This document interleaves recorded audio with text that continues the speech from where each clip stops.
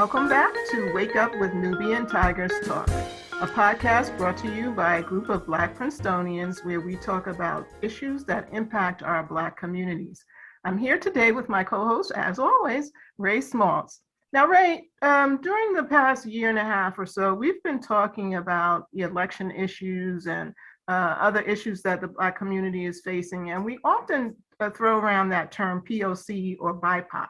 But we realized in our discussions that we really don't know much about who the other people of color in that BIPOC formulation, what they need or what they're doing. And so we've been wanting to have a couple of episodes where we talk to those communities. So this is our first episode on that. What do you have lined up for us today? Well, for our first installment, we'd like to welcome to our podcast, Aida Pacheco. And Aida was originally class of 1977. She was, Michelle, the very first Latina to be accepted into the university from New Jersey, believe it or not. She graduated with a degree in sociology and pursued a career in education by earning a teacher certification for secondary education in Spanish and social studies, as well as earning a program certificate in Latin American studies. Aida helped establish the first Hispanic human service agency in Mercer County, New Jersey, which served thousands of low-income families annually. Later on, she moved to Virginia and was one of 6 Latinos working in the former Governor Tim Kaine's office in 2006. They focused on workforce development, along with creating policies and programming that address the needs of the challenged subpopulations in the state.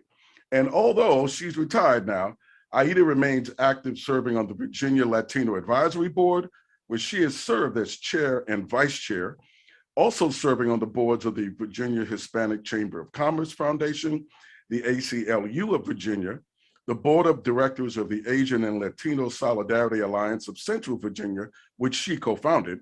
And if that doesn't keep her busy enough, Michelle, she's also a member of the Association of Latino Princeton Alumni, for which she served as its vice chair and established Conexiones. I've been working on that, the Alumni Student Relations Committee. So Aida, welcome to the show. Thank you so much, Ray and Michelle. I'm very excited to be here. And I read a little bit of background.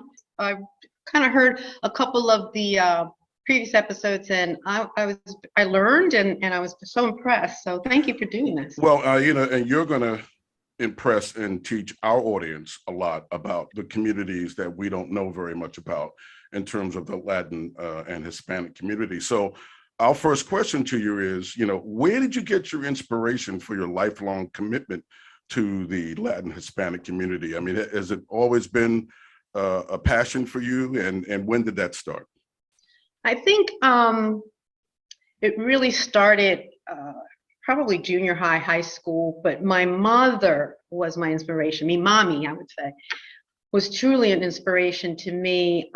Started with just observing how she received, served our family, starting with the immediate family and then our extended family. I grew up in that extended family. We had my grandmother lived with me, my aunt, my cousins. We had one time in our household 14 living with one bathroom. Don't ask me how we managed to get all the kids in school on time, but that's impressive.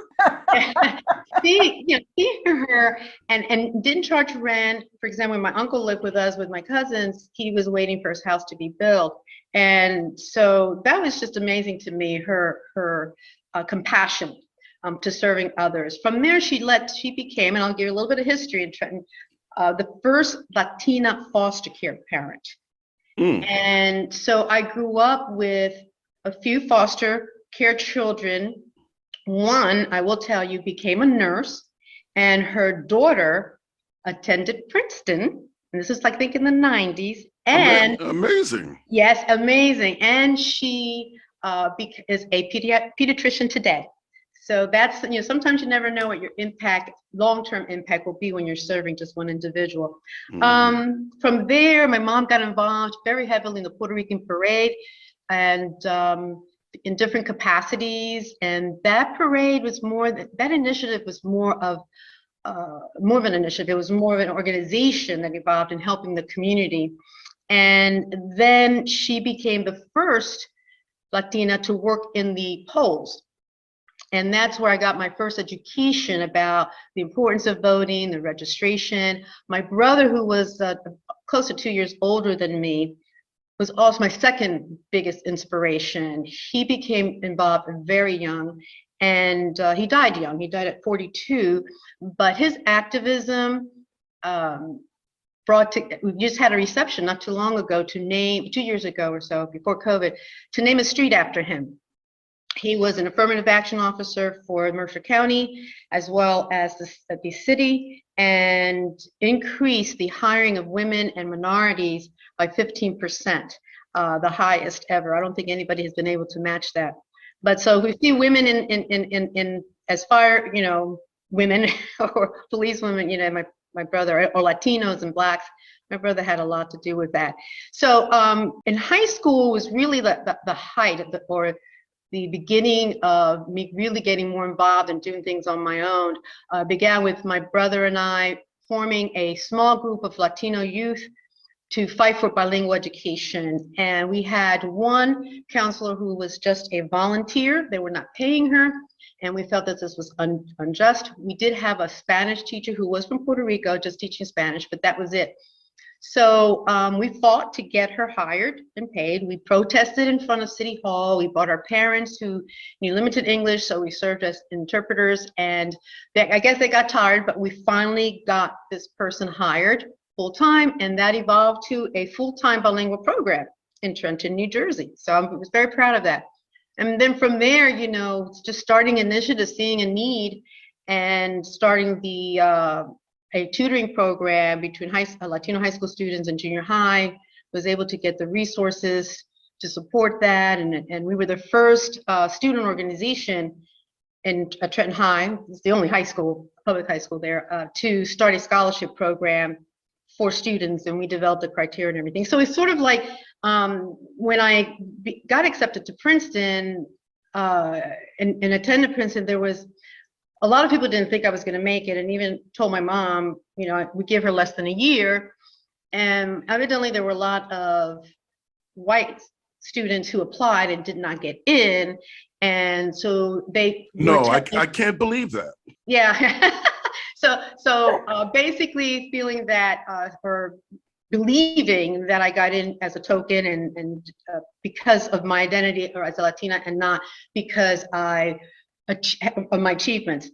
So that bothered me a great deal. So unlike other Princetonians, as you know, the majority of us went on to pursue law school or medical school or engineering. I kind of deferred all of that. And I felt compelled to come back to the community and become a teacher. So because a lot of us, as you know, were being told not to apply to college to begin with. So I kind of wanted to walk those halls and show these teachers and counselors who did not believe in me, who did not lift folks up as they were supposed to, that this is what, it gave me more of a urgency to help, the students and my community.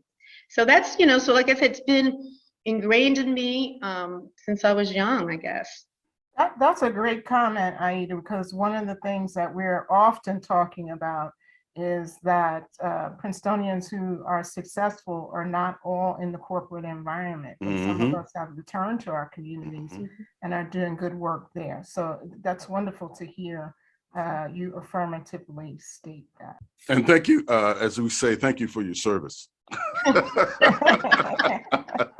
right, so now, Aida, you're going to help us and help our listening audience with how we talk to you guys. How do we phrase, or how do we, talk to the community, the Latino community, and within the BIPOC community overall. There are various terms, right? That people use mm-hmm. Hispanic, they use Latino, they use Latinx. And they're all being used as if they all meant the same thing. So are all those terms synonymous, or does the community as a whole have a preference in terms of how they want to be discussed and talked about? Yeah, I'm going to respond to this from my own personal experience as well. But I think you have to know the community. Hispanic was a term that came about, I guess, more so in the 80s. And it was to be inclusive, but I think the intention was to be where it would be, include folks that had ancestry in Spain and as well as the Spanish-speaking countries in Latin America. But the term Latino came about because they felt that you were leaving some countries that do not speak Spanish, like Brazil, for example. And so it also was sort of like a raise to political awareness or critique on the Spain and Portugal's colonization of some of these countries. So people felt that Latino was more a word they wanted to use. But if you go like in the East Coast, people tend to use Hispanic more. If you go to the West, they tend to say more Latino. So I guess depending on where you are in Virginia, because we have a mix of conservative and progressives and middle folks, we tend to use both interchangeably. Both have evolved to be more universal, I guess. And I personally tend to like to use Latino, but I don't also like to use any terms that are going to be to exclude anyone. We don't want to exclude Spain because I do have ancestry from Spain. You know, if you use Hispanic though, then you even leave out Haiti. Haiti is actually part of the South American, Latin American, Caribbean. Mm-hmm. So, but they don't speak Spanish. So Latinx came about, I think, again, and Latine more of gender neutral, okay? But a lot of Latinos or Hispanics do not feel comfortable with the term Latinx because it's sort of like outside of our language, which and we use. What is that? What do you mean by that, Aida? Outside of what I mean by that is that it's part of our language to use the Latino feminine and masculine. So if you're referring to the la clase, or maybe that's not bad. Like Latina for female Latina and Latino. But if you're going to use it in general to mean for everyone, you can say Latino, and that encompasses both female and male. But it's part of the grammar of Spanish. Latine, which also is a gender neutral term, is probably more acceptable because it's more aligned to our language. I mean, there are words like clase, estudiante that ends in an E, and it includes, everyone. So if I'm saying el estudiante, that's everyone, whether it's a female, male. That might be more preferable. But I kind of looked this up because I, in my experience, the majority here that I know of use Latino. When we did Hispanic Heritage Month in Virginia, it used to be Hispanic Heritage Month, and now we do Hispanic/Latino Heritage Month. Some of the people I noticed in the administration will use Latinx. I noticed it's more the younger people, college students, but really the majority of us don't even, I don't remember ever really identifying Hispanic or Latina. I always, what I say is I'm Puerto Rican, I'm Boricua. And I will tell people, no nací en Puerto Rico nació en mí, which means, I wasn't born in Puerto Rico was born in me. So we identify more closely to our heritage, to our country of origin than we do with race. And so to me, it was sort of a way to divide us, maybe, but yes. I think that, so when there were applications, I remember, even when they didn't have it, I would put, because my race, if I had to, it would be white, but I would force myself to say, Puerto Rican. And so now you have certain forms and applications now that will ask you, what nationality, country of origin, whatever. Right. And for us, we feel more comfortable. The United States really is the only place where they have us, pick a category, Latino or Hispanic, whereas, Latin American countries is by your country of origin, not by race. So that's where I think what it's important is for folks to feel that community and what their preference and ask, what do you like to be referred to as, and respect that choice. But the majority, like I said, I think it's 51% don't use the term, or mainly use either Hispanic or Latino, and they use it interchangeably. Not Latinx, that hasn't gotten, or Latine. I don't know if that helps. No, that does help because it starts to pull out the threads that the community is not monolithic, right?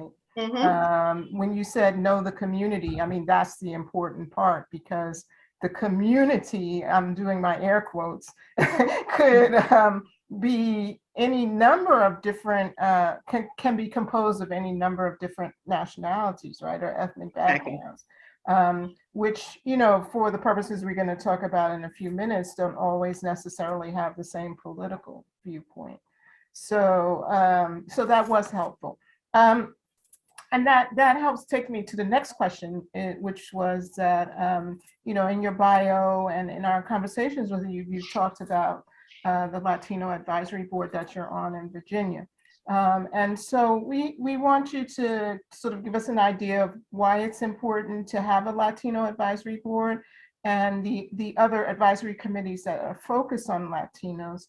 How does that contribute to finding the place for the Hispanic Latino population in Virginia and everywhere through the country? Well, in respect to Virginia, which, you know, reflects the rest of the country, I'm pretty sure this is paralleled in other places.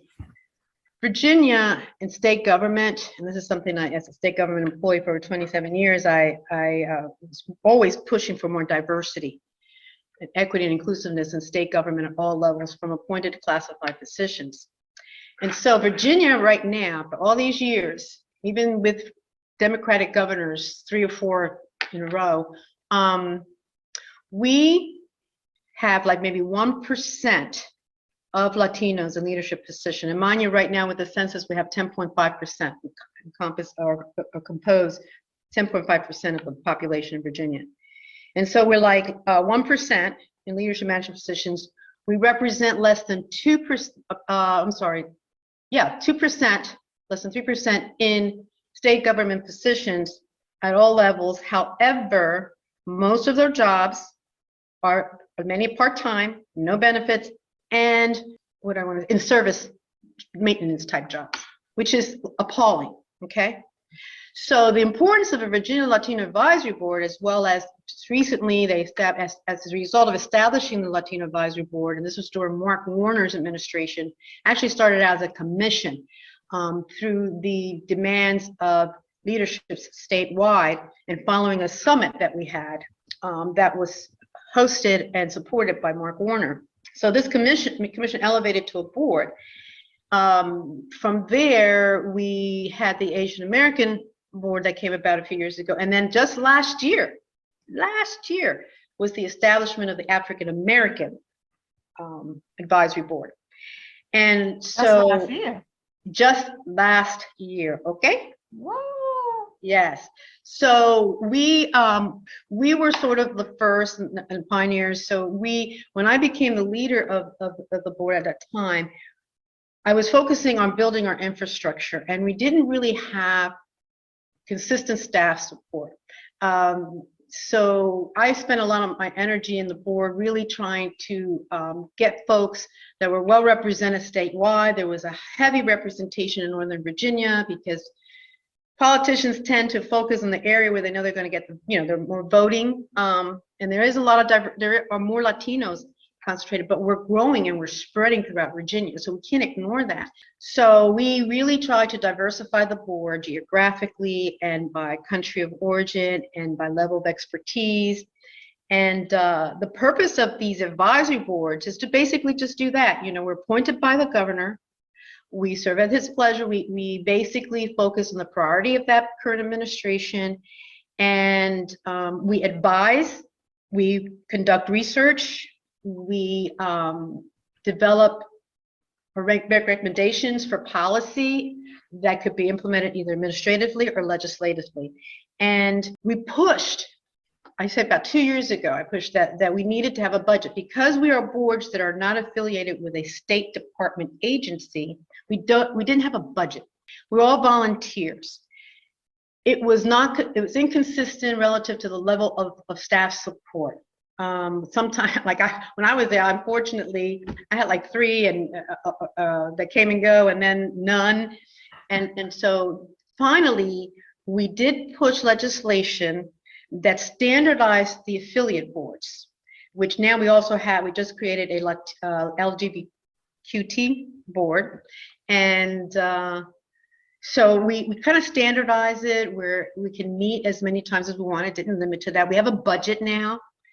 It does require the staff support, and we have representation from ex officios or representatives from the secretariats or their designee. The importance of these affiliates is really critical, and of course, effectiveness of these boards depends on how supportive administration is going to be. As you know, Virginia made headlines when the former Governor Northam with the blackface issue. I guess you probably know about that. Yes. But you know, the Black legislative caucus, a lot of the Black leaders, a lot of them said, you know what, this is going to be an opportunity here. Don't resign. People were shocked.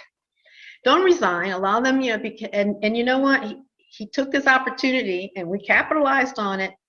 And some of the most sweeping pieces of legislation were passed during his tenure, like the creation of the African American Board and the creation of LGBT, making voting a holiday. He also did away with the Confederacy holidays and placed it with the voting day. Election day is now a holiday, that's what I'm going to say. So the importance of this board is to bring awareness to the current administration of the issues that directly impact our respective communities. And, or if there were issues that they were ignoring, to tell them, look, you can't ignore these. The research is really critical because the data, you know, a lot of times, you know, you got to show the data. So we were very deliberate the past few years of making sure that we gathered the data and that was needed to justify our point. We pushed for expansion of voter access. We pushed for and we partnered with the other affiliate boards to establish those common requests. And we pushed for, during COVID, more translation of materials. We pushed for expansion of Medicaid. And I think these affiliates are really important so that you make sure that the voices of your community are heard, so that when these policies are established, that they truly are implemented in a way that we're not missed. Okay. One of the things that we did was we did these community forums, the Virginia Latino Advisory Board, because before these recommendations were sort of kept insulated. We didn't really incorporate the voice of our communities that were represented. So I felt the time that I was leading that we needed to have these community forums that were regional. We wanted to let them know about our board, what the purpose of these boards are, that there were public comments when we meet. We revamped our website. We were told that our website was not user-friendly. As a result, all of the affiliate boards' website are a little bit more user-friendly and has more information that's current and more timely. A lot of folks didn't know who we were. A lot of the folks didn't know about the importance of serving on boards and commissions, and there are many. Every state has a lot of boards and commissions, and the governor, in our state, the governor appoints these positions, and these positions are influential in shaping policy that effectuate and impact people statewide. So I don't know if I answered your question about the— No, it did. It just is gonna, I'm gonna combine a couple of questions because of things that you raised. You said, for example, that in the northern part of the state, they go where they know that they have the votes. So one of the things that happened with us after the 2020 election is that, you know, we were trying to figure out, you know, what was the Latino vote, right? And it was really kind of hard to figure it out. But then after the pandemic, you know, while the pandemic was going on, also the census count was going on, and that impacted the ability to figure out what was going on too. So we're wondering, were you able to tell, for example, whether the impact of COVID and or the census counting or lack thereof impacted what's happening for Latinos in Virginia? Oh gosh, yeah. I had the opportunity to serve on the Census 2020 Commission, and I will have to say that the Secretary of the Commonwealth, who oversees elections and helps the governor with the appointments on boards and commissions, was very open to diversity and inclusion. And her deputy secretary, who was African American, they were just amazing. They made an amazing team. The person we pushed for an outreach liaison, Latino liaison, but we pushed to also expand that role and we then had an outreach liaison for the respective communities. And so they worked really closely as a team, and they brought us, many of us from different, I mean, we were represented, I've never seen such a diverse group. We've had the Jewish community, people with disabilities represented, all the races represented, the main Asian Americans, Latino, Blacks, the faith-based, it was just amazing. And what was more amazing, that it was just not a seat at the table. I mean, our voices were actually heard. And we started out before the pandemic with very little money. The Trump administration, or that administration, did not provide enough money to conduct a census. We had a lot less than when the census was conducted in 2010. What so a we shock! already What a shock! Yeah, I know. So yeah, I know, right? So we really started at a disadvantage with respect to that. So it was really very contingent on us to have this diverse group so we can get to our communities. The issue with the drafting of the census, the citizenship question came. Another huge barrier in the Latino community, because trust is very, very critical. And although we were careful to make sure that we served as ambassadors and try to build that responsibility, because there was a lot of misinformation. We were told one thing: your information is very confidential. You have mixed messages from the Trump administration, and that confused people, and it just made it tougher to kind of get that trust back.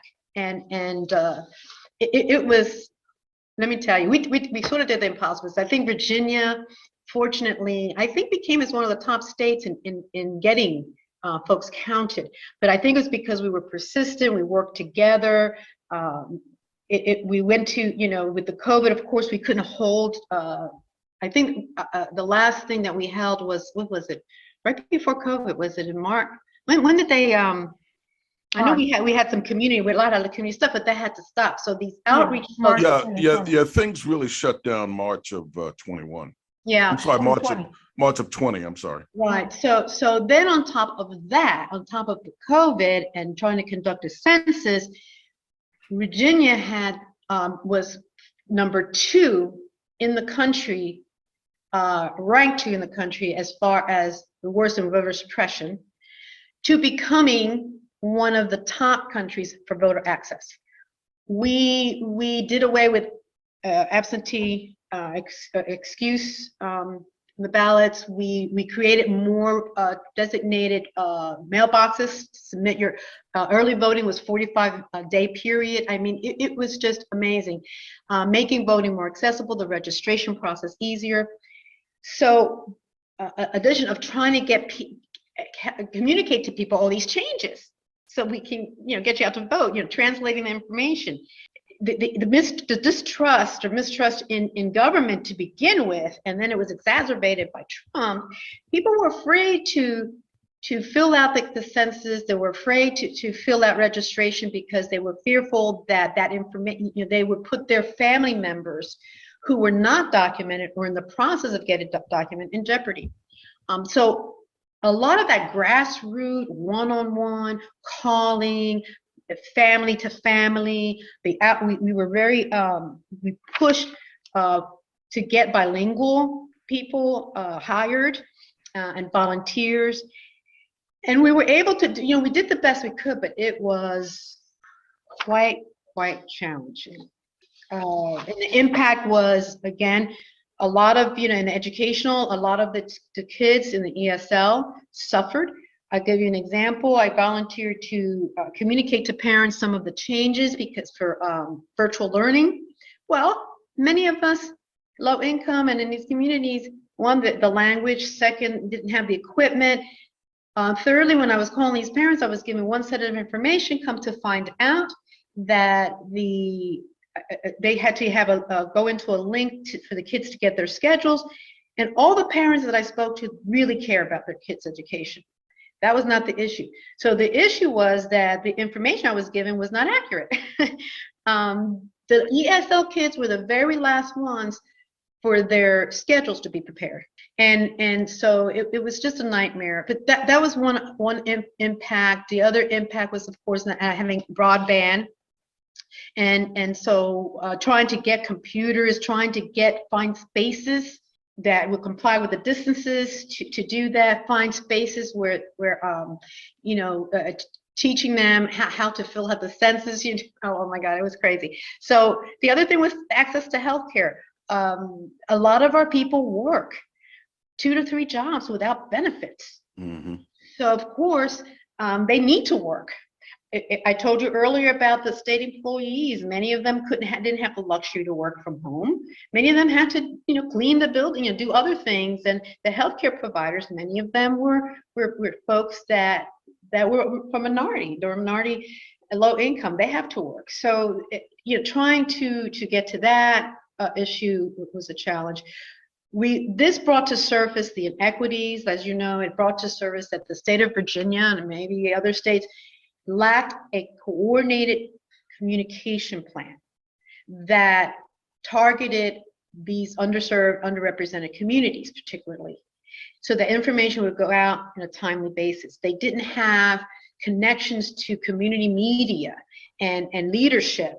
So this one good thing about the Census Commission was that we started that infrastructure, that networking, so that when there were other initiatives, like when the Department of Elections brought together a community engagement work group, which I think should continue, and I think every state should have, and it was representative, very diverse as well, where we gave them a lot of information how to better do grassroots, efforts to get the vote, to get the registration and vote, and get this information out.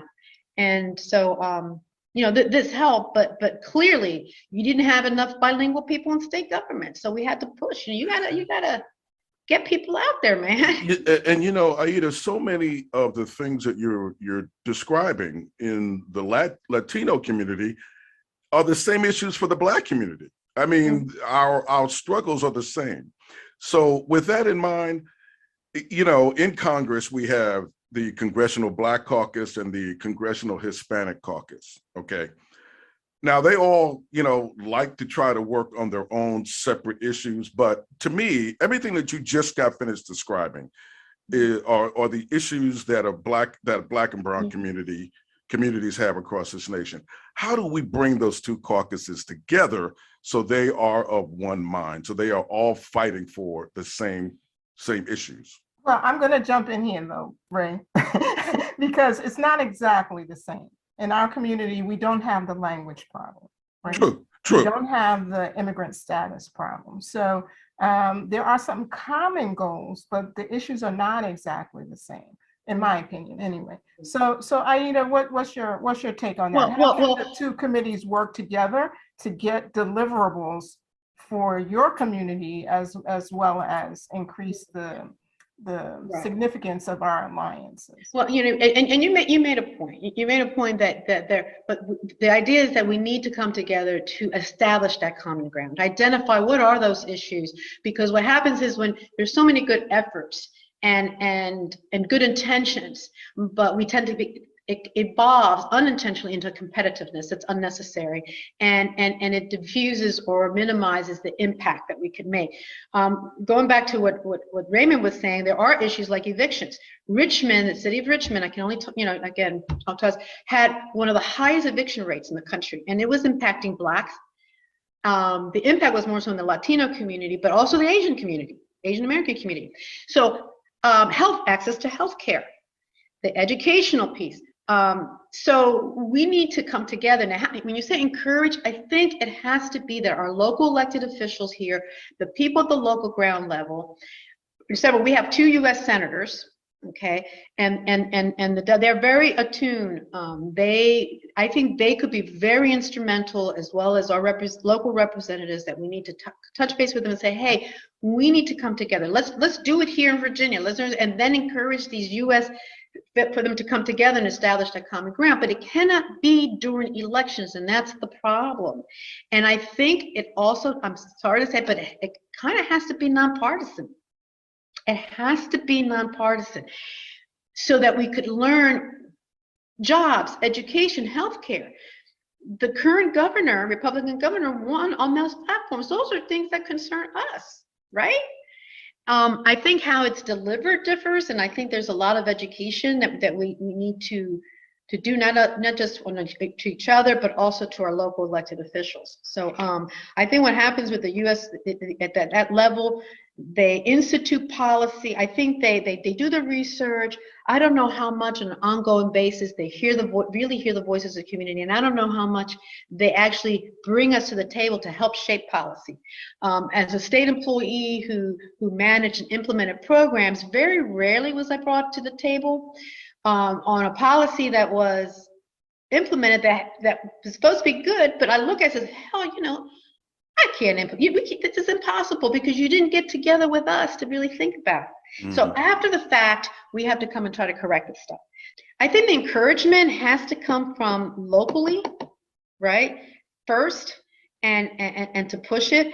I think that we, even at Princeton, why don't we do more of, I remember when I was part of a conversation concern Black alumni with respect to a center, and I'm thinking, why aren't we getting letters or support from the Asian or from the Latino? They started, to bring, like I was in the conversation, Magda Torres was being brought to the conversation, Alpa Ben was brought, but why aren't we having these conversations? Why does it have to wait for a catastrophe? Why don't we doing this ongoing? Right. So, one of the things that we do is have a resource page with every episode that we publish. So in getting some of the materials together for your research page, I noted just how much information there was out there about the history that's connected between the various communities. So I'm going to post that. And of course, if you have anything that you want us to post up on that resource page that you think would be helpful for educating our communities, because that's really what the whole podcast is about. Then please send us the links and we'll post it on your resource page. And Aida, this has been fascinating, and Michelle and I, we've been wanting to try to do these kind of conversations for the last couple of years we've had our podcast. So, do you have any final words for our listening audience about your viewpoint on your community, the Latino community, and how we're all intersecting, with each other? I think one, with respect to the last question he asked me, like I said, it really has to be driven locally and then up with, doing what we can to get that dialogue going and creating opportunities where the different communities can come together. There are already existing organizations, like we have one that's called Virginia Inclusive Center. Maybe work with someone that's existing that's trying to do that and expand it and have a regular dialogue with the other groups. I know that we started this with the Virginia African American Board and the Asian American Board, where the chairs would get together periodically, but we really need to have more like a summit where we actually develop an agenda and kind of like in a plan that we could take it from there. The second thing is that because politics is something that I'm interested in our communities, we feel like there's a mystique surrounding politics because we narrowly define politics of, just narrowed in government, but there's nothing really scary about politics. We do it every day in our homes, the power struggles that we have with our significant others, with our children, coming up with decisions to bring harmony in the home, every day, really, you're dealing with politics. You're making decisions to improve your lives. So my encouragement is, we really need to do a better job in communicating and trying to close that gap or that disconnect between, what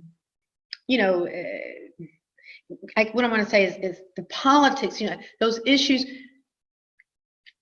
crafted or customize it to the people that you're targeting. Because like Michelle mentioned earlier, we're not a monolithic group. What affects Puerto Ricans or what we believe in or what we need as Puerto Rican is different than the Guatemaltecos or those from El Salvador, etc. And so I think that we need to kind of tailor that message and not approach us during elections. We need a really a diehard campaign, grassroots investment on getting voter registration. We have every 30 seconds a Latino turning 18 years old. When Blacks, the population, the registration is below the number of eligible folks that can vote among Blacks, Asians, and Latinos. Latino has the lowest, and so we need to have a lot of work ahead. And I think I really would love to see some unified effort, if anything, from maybe the congressional, both Congress coming together and really spearhead that a statewide initiative to get voter registration and educating people on why it impacts you when you don't vote or when you do vote. Well, we got a clean house in the Congress. Yes, that's true. We got to do that first. Listen, don't get me started on the old people in Congress. Getting more people civically involved and aware of what's going on, then we can kind of get rid of some of those. But and we have to learn to hit middle ground. I'm not always going to get everything I want. You're not going to always, but maybe we can come to terms with something, right? That's going to have impact. So. Yeah. Voter registration to me is very, very important, and I think that we don't do enough. I agree.